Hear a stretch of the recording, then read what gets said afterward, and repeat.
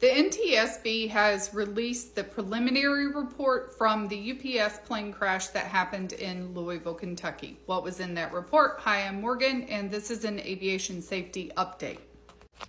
The NTSB newsroom released the preliminary report from the November 4th crash of the UPS MD-11 that crashed in Louisville, Kentucky. These are the parties that are listed as having contributed to the investigation and this preliminary report: the FAA, UPS, Boeing, Independent Pilots Association, General Electric Aerospace, and Teamsters Airline Division. The report starts off with an overview of the short flight and what happened.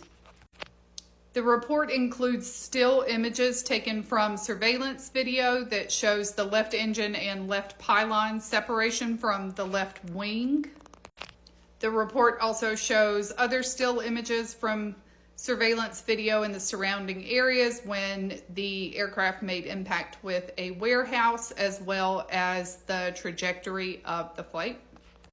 There's also a section about the crew, and both crew members had ATP certifications and both had type ratings on the MD-11. Each also had sufficient time in this aircraft. They were able to recover the FDR and cockpit voice recorders. There are photos from the wreckage that show that there was a fractured bearing recovered from the left wing. Investigators were also able to recover the separated left pylon. This incident and this specific plane were involved in a similar accident, American Airlines Flight 191. This incident occurred in 1979 due to a procedure that was used during maintenance, and during takeoff, the left engine and pylon assembly separated from the left wing as a result of a fracture. This preliminary report concluded that after initial cleaning of the fractured surfaces, examination of the left pylon aft mount lug fractures found evidence of fatigue cracks in addition to areas of overstress failure. On the aft lug on both the inboard and outboard fracture surfaces, a fatigue crack was observed where the aft lug bore met at the aft lug forward face. This is not a final report, but they do release preliminary reports as facts become available.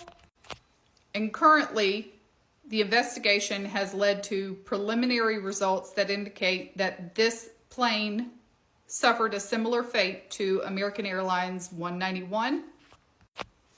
And it is worth noting that the FAA recently issued an emergency airworthiness directive that included all DC-10, MD-10, and MD-11 planes, and those were to be immediately grounded. There may be more details that are made available in the final report, and when that comes out, I will make another video to give another update. And while all of the MD-10s, MD-11s, and DC-10s are grounded due to the emergency airworthiness directive, there may be new information made available or new issues that are brought to light. Follow my page if you want to stay up to date on aviation safety alerts and travel tips.